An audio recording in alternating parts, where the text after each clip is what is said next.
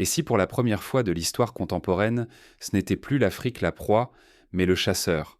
Imaginez une seconde ce que cela signifierait, non seulement pour un continent trop longtemps soumis à l'œil extérieur, mais pour l'équilibre même du monde.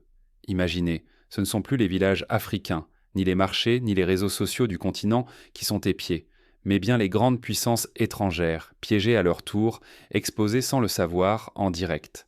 Cette inversion du regard, c'est un séisme géopolitique, aussi inattendu qu'irréversible. Tout commence au Burkina Faso, par une soirée ordinaire, dans une capitale calme, où l'actualité semblait suivre son cours. Mais soudain, sur la télévision nationale, une interruption brutale. Pendant plus de 2 minutes, des images d'une netteté implacable défilent à l'écran, captées au cœur d'un centre de données à Dakar, la capitale du Sénégal. Aucun son, aucun commentaire, seulement la réalité brute, froide. On découvre, stupéfait, des techniciens français et israéliens, badge bien visible, qui manipulent des serveurs, ouvrent des fichiers, plongent dans des dossiers militaires classés, directement liés à l'alliance AES, la coalition défensive regroupant plusieurs pays du Sahel. C'est une scène digne des thrillers d'espionnage, mais sans scénario. Pas d'effets spéciaux, pas de montage, juste la froideur d'une caméra invisible. On voit ces experts extraire des communications internes, des plans de défense, des données chiffrées sur les mouvements de troupes à travers toute la région sahélienne. Chaque geste, chaque ouverture de dossier, chaque manipulation de disque dur ou de terminal laisse une empreinte. Tout cela documenté avec une précision chirurgicale à l'insu des intrus, comme si pour une fois le continent africain dictait le tempo. Puis le président du Burkina Faso, Ibrahim Traoré, apparaît à l'écran. Il est calme, sans colère ni menace. Sa déclaration tombe, nette, implacable. Nous leur avons permis de bâtir ce centre. Nous leur avons laissé leur matériel. Et nous avons tout suivi, du premier jour jusqu'à ce soir. Cette démonstration glace le sang. Jamais auparavant un État africain n'avait dévoilé aussi frontalement l'existence d'un réseau d'espionnage mondial, inversant brutalement le rapport de force. En un instant, le mythe de l'Afrique incapable de détecter une opération clandestine s'effondre, et c'est l'ordre du renseignement international qui vacille. Dans les bureaux feutrés des agences occidentales, la stupeur s'installe. Qui tient vraiment la caméra désormais ? Ce soir-là, c'est l'Afrique qui maîtrise la preuve, c'est elle qui impose le récit. La planète entière retient son souffle devant cette révélation publique, inédite. Mais ce coup d'éclat cache un risque immense. Si la démonstration s'effrite, si la preuve vacille, le Burkina Faso et, avec lui, tout un continent, pourrait voir sa légitimité ruinée, subir des représailles, être plongé dans un isolement international plus profond encore. L'histoire regorge d'exemples où la dénonciation d'une ingérence étrangère s'est retournée contre les lanceurs d'alerte, en Amérique latine, au Moyen-Orient, en Asie. Mais ici, ce n'est pas une simple fuite, c'est une opération maîtrisée de bout en bout. Par quel retournement une nation africaine a-t-elle pu renverser la table, prendre de vitesse les meilleurs cyberespions du monde ? Pour mesurer la portée de ce choc, il faut remonter aux origines méthodiques de l'opération et comprendre les choix stratégiques posés dès le départ. Cette nuit-là, à Dakar, n'était pas un hasard. Tout a commencé bien en amont, dans l'ombre d'un partenariat qui paraissait à première vue parfaitement banal.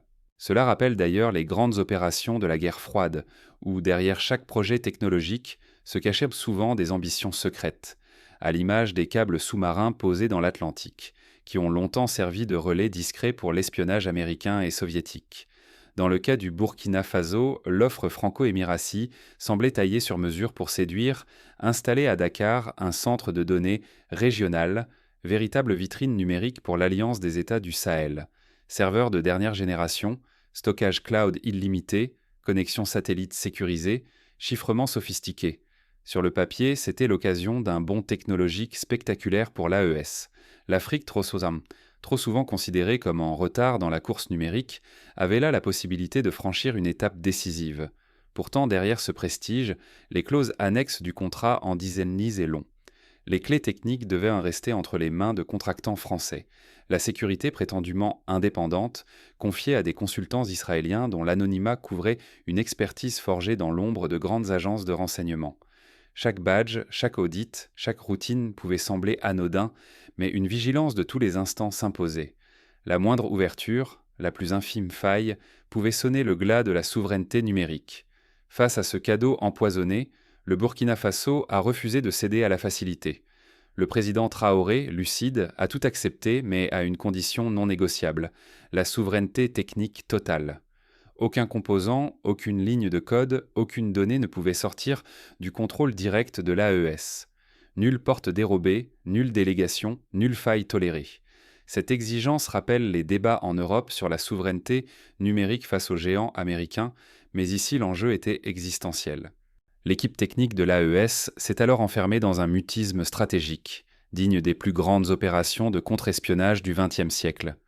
Chaque serveur étranger trouvait sa réplique burkinabé. Chaque câble posé était flanqué d'une sonde furtive. Rien n'était laissé au hasard. Duplication, surveillance, neutralisation. En coulisses, des ingénieurs burkinabés, formés parfois à l'étranger, parfois localement, ont mis en place des outils de monitoring avancés, inspirés des meilleures pratiques internationales mais adaptés aux réalités du Sahel. Mais la protection ne s'arrêtait pas là. Les ingénieurs de Ouagadougou ont bâti un véritable univers parallèle, une copie trompeuse de l'AES. Fausse messagerie, faux protocoles, bases truffées de leurres, scénarios fictifs.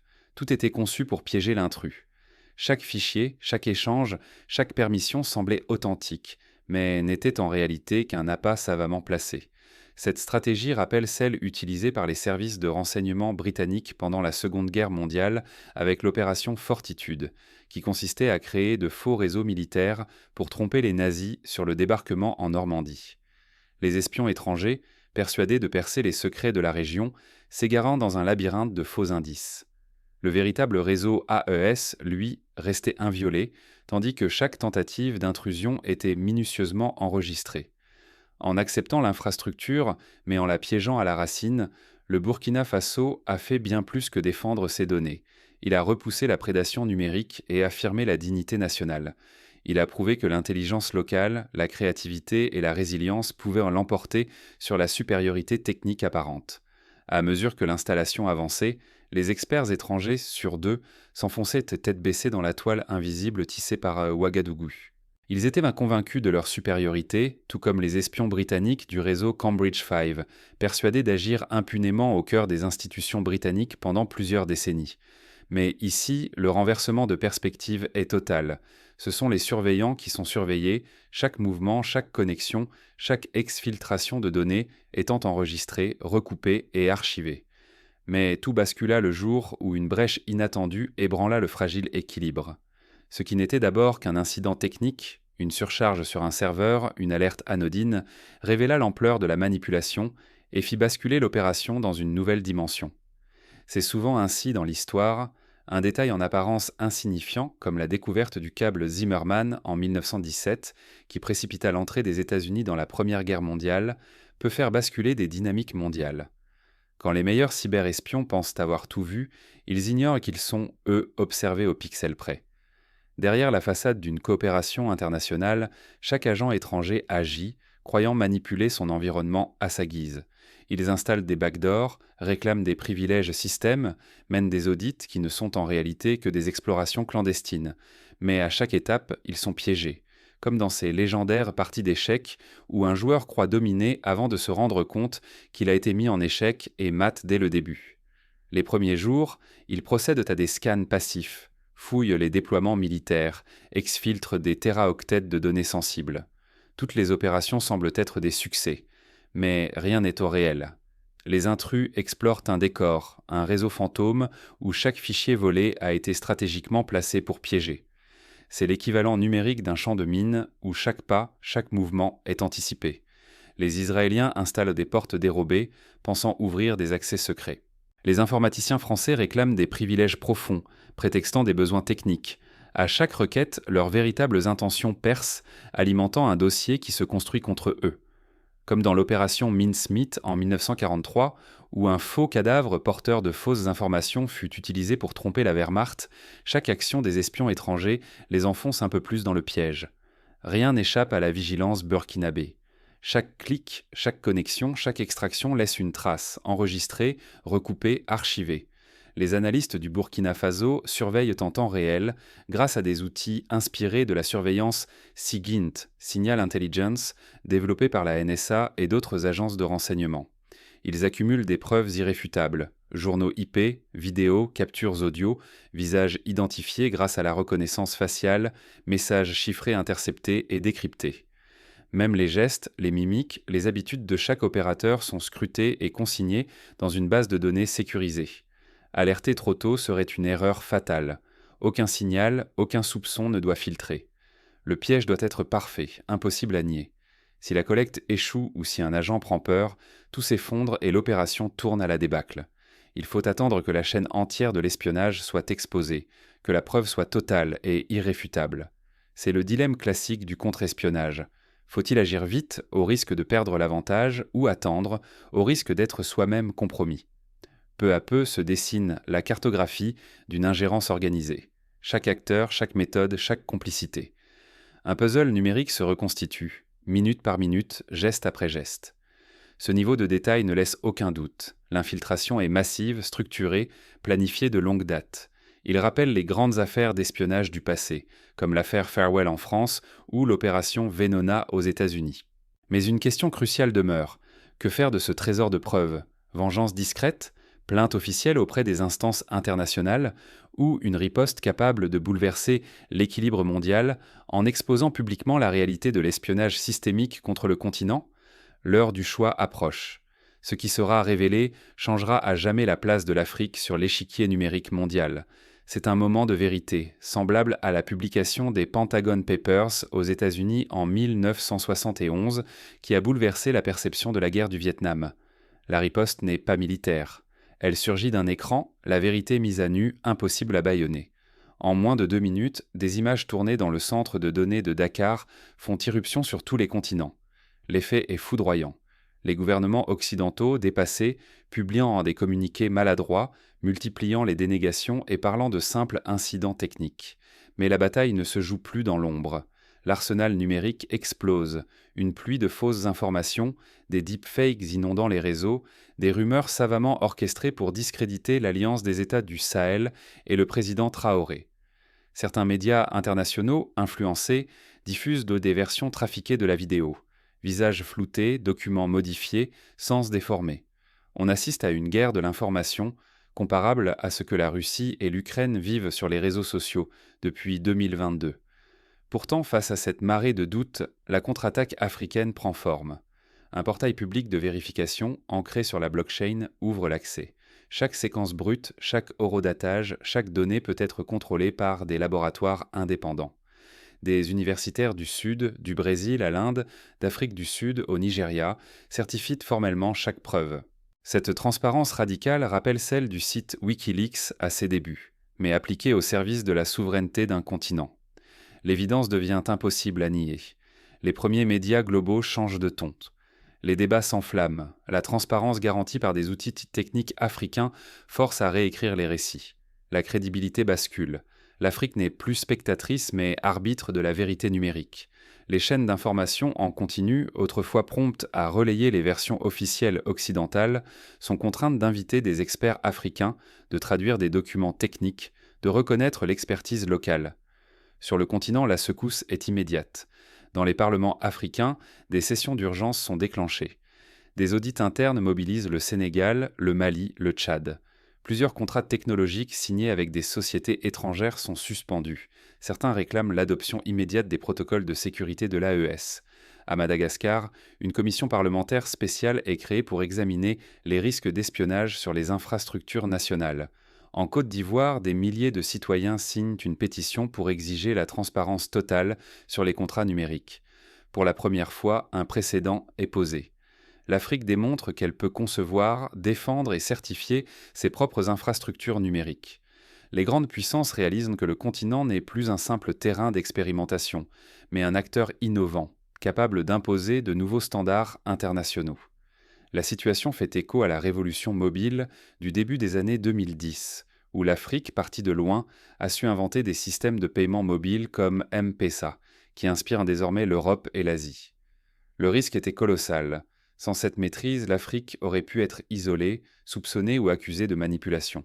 Mais la transparence, la rigueur et l'appui d'experts indépendants inversent la donne.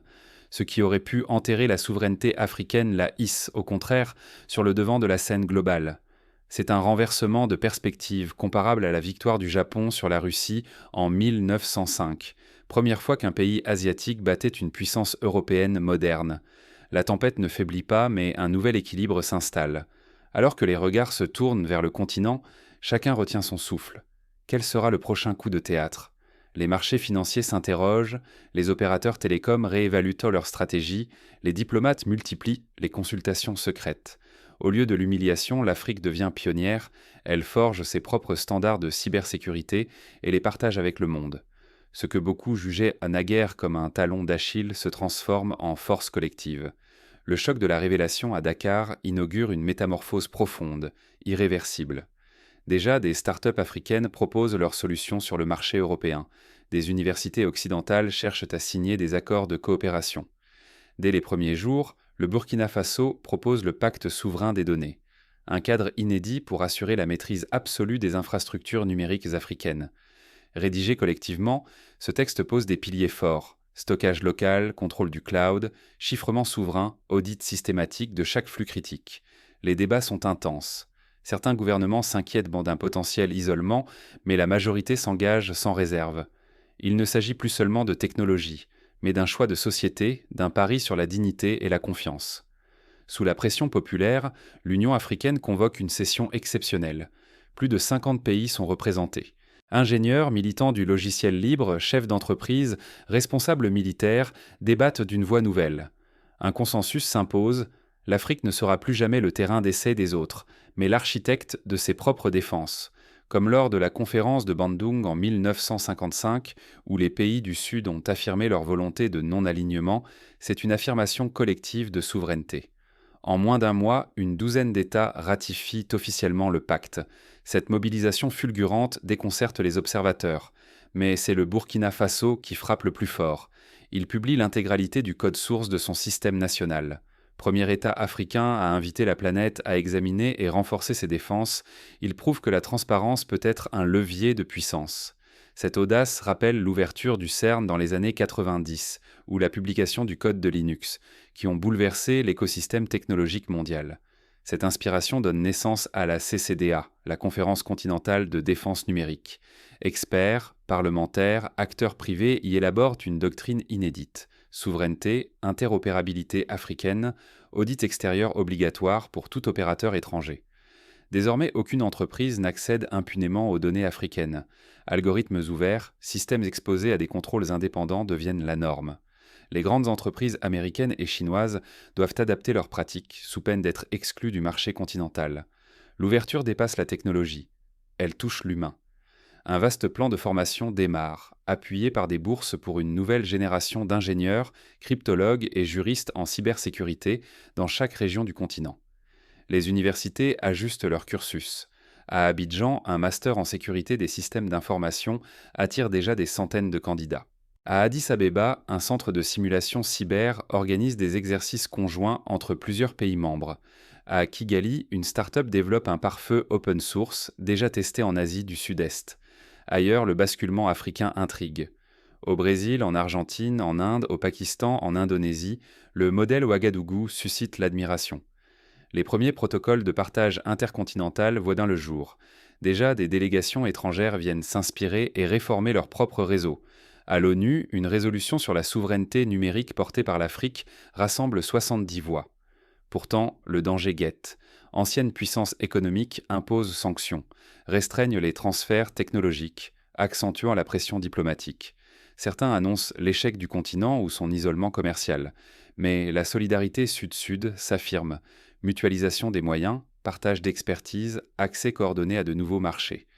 Un fonds commun pour la recherche en cybersécurité est créé, abondé par l'Afrique du Sud, le Nigeria et l'Égypte. À présent, l'Afrique ne se contente plus de copier ou de subir. Elle invente ses règles, les exporte. La souveraineté numérique devient étendard et rempart. Le monde commence à en mesurer la portée. L'Europe s'inspire du modèle africain pour réformer ses propres politiques d'hébergement de données sensibles.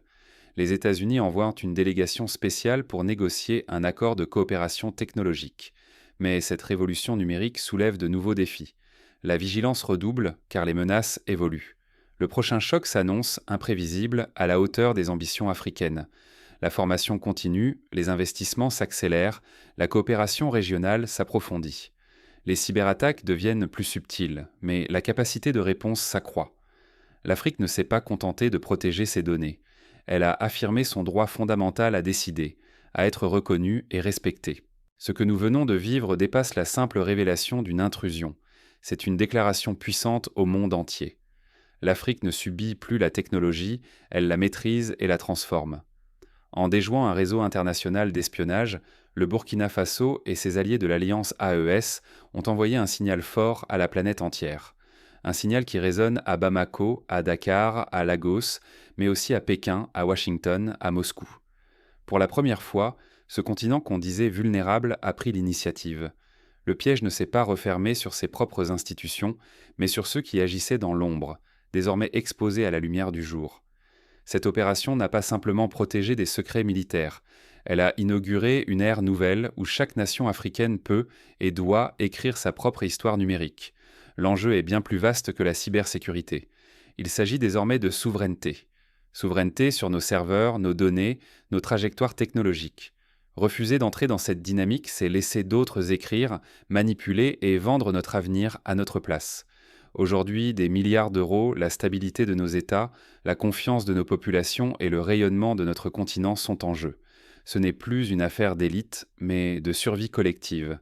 Ignorer cette opportunité, c'est accepter que nos vies numériques soient dictées par des intérêts étrangers, que notre mémoire collective nous échappe, que nos innovations s'effacent. Ce n'est pas seulement perdre des informations précieuses, c'est perdre le pouvoir de choisir, à jamais. Mais le réveil technologique africain ne fait que commencer. Il appelle chaque Africain, chaque décideur, chaque esprit curieux à rejoindre le mouvement, à défendre notre souveraineté, à investir dans nos infrastructures, à former les générations futures. L'avenir numérique de l'Afrique se construira avec chacun de nous. Que ce soit en s'informant, en se formant, en innovant, ou simplement en exigeant la transparence et le respect de nos droits numériques, chacun peut jouer son rôle. La question n'est plus de savoir si nous serons surveillés, mais si nous choisirons d'être auteurs et gardiens de nos systèmes. Maintenant, il appartient à chacun de prendre part à cette renaissance. Les clés sont entre nos mains. L'heure n'est plus à la résignation, mais à l'audace et à l'action. Et vous, quel rôle jouerez-vous dans cette nouvelle ère ?